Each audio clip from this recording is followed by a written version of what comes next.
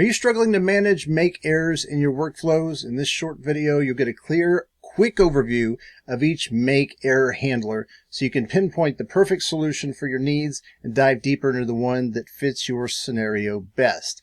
And also stick with me to the end for a little known trick when it comes to error handling that is extremely powerful and flexible. If we haven't met yet, my name is Andy O'Neill and I help entrepreneurs add time-saving automation to their business.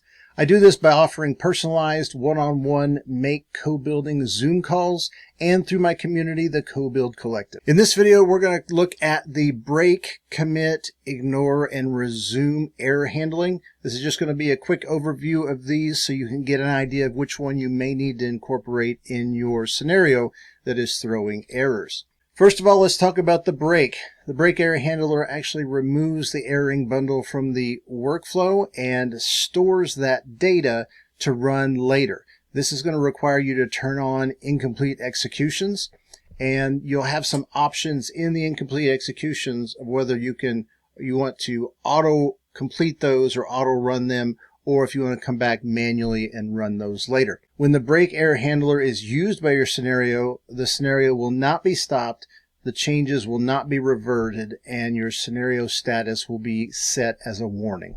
All right, next is the commit error handler that stops the scenario run and commits changes to your database apps.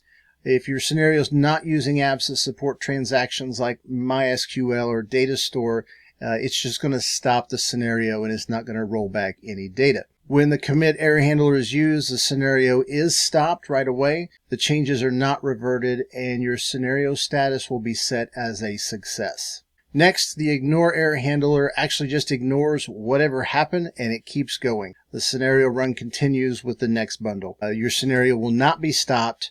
Your changes will not be reverted, and the scenario status will be marked as a success in your scenario logs. Next is the resume error handler. It replaces the module output with a substitute output when the error happens. The resume error handler replaces the module output with substitute data when an error happens. You get to define the substitute. You can either manually define that or you can run another module to get substitute data. And then the rest of the scenario will continue on and use that substitute output from that module or from the resume module. And then Make's going to process the rest of the scenario normally. Your scenario will not be stopped. The changes to your scenario will not be reverted, and this scenario will be marked as a success. Just a note here, when using the resume error module, it will change colors based on the module you connect it to. So you can see this one's green, like my OpenAI, black for WordPress, and maroon colored for my Knack app.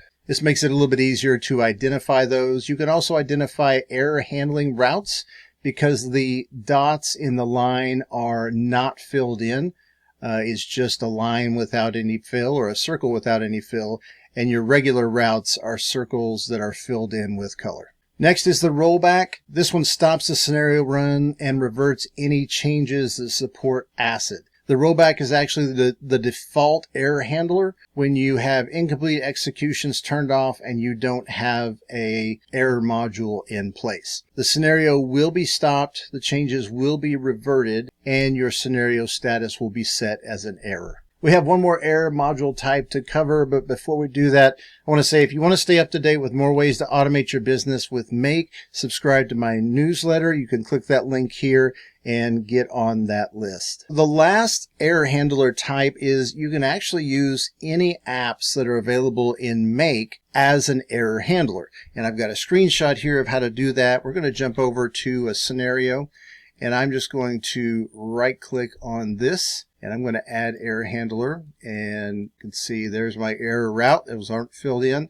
Here are my 5 typical error handlers, but if you go down here, you can see here's a list of apps that are in the scenario that I can choose from, and then I can choose from all apps in Make. So this is a feature that I just overlooked literally for years when using Make, and this has become a powerful way to handle errors. For example, if you have an error, you can send yourself an email. Down here is send an email. So if this module here errors, then you can send yourself an email with the details and say module 42 errored in this scenario. So that's a powerful other way to manage errors. If you want to learn more about a specific make error handler, you can click on this right here and it will take you to a playlist. You can also subscribe to my channel right here. I thank you for watching and I'll see you next time.